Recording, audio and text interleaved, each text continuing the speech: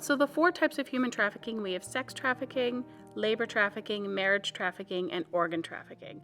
Human trafficking, to be plain and simple with it, is forcing a person to do something against their will and continuing to do this over a prolonged period of time.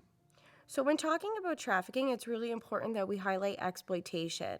There is oftentimes something that has to be exploited. For example, that could be homelessness, that could be a lack of support through family. One of the things that we have to also understand is that sometimes, for instance, in Indigenous homes, colonization has resulted in a breakdown in homes, poverty situations where there's been a huge level of isolation that that creates that vulnerability. So, all forms of trafficking can affect pretty much anybody. It affects people young and old. For sex trafficking, typically we see a lot of young women lured, but we also see individuals who are part of the LGBTQ plus community. So the strategy, to be general, they are different. The strategy for sex trafficking is a promise to love, promise to keep safe, and it's selling of a dream. Do you want to leave Windsor? Do you want to have a fancy life in Toronto? Do you want a boyfriend? Do you want to escape the violence in your home? So when it comes to sex trafficking, it is, I'm going to keep you safe and I'm going to protect you. I will be your person.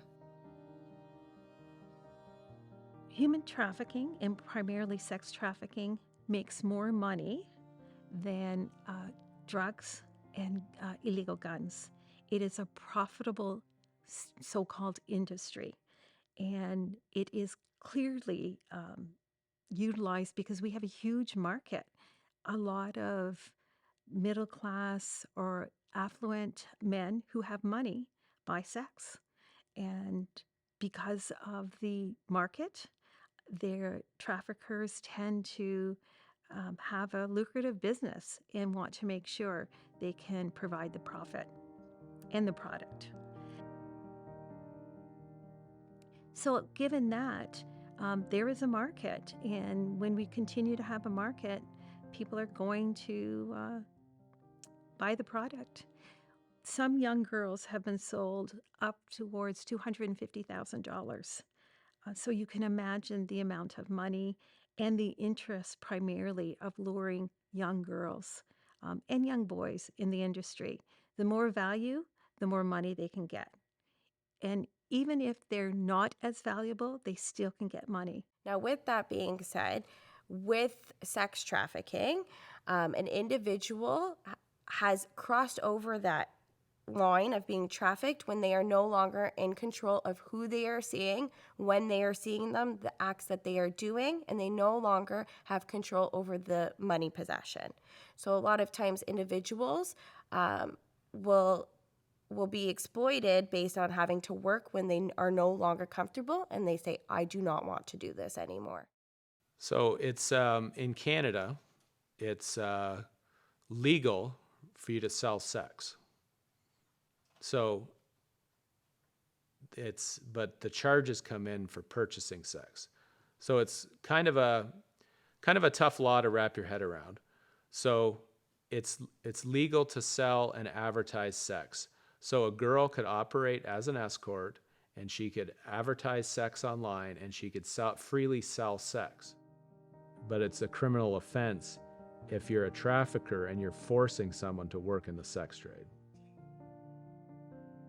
So, one of the things that's really important to remember is that although this individual may have been lured by expensive gifts or the promise of a good life or money, they don't get to keep their money.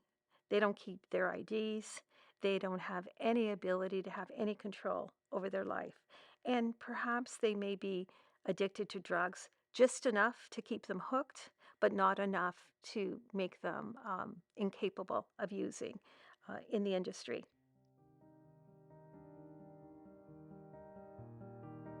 Labor trafficking is when somebody is lured or exploited from country of origin into Canada and they're sold a dream, a promise of work, a promise to take care of their family in country of origin, and they're promised safe housing, fair pay, and often options for immigration permanency.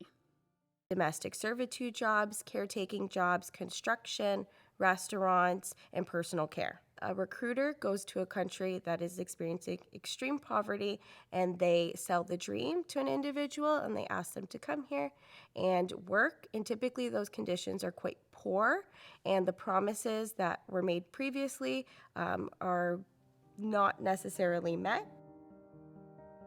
Marriage trafficking is where an individual does not agree to the marriage that they're being forced into. This could be by family members, by religious community, whereby the benefit to the family might be social status, it might be immigration status, or have worked with individuals who it was to flee poverty that they were tricked into this marriage. And then the last one we don't see commonly, we haven't seen in Ontario or Canada yet, but when speaking about organ trafficking, that is where somebody has purchased tissue or organs outside of the regularized medical system.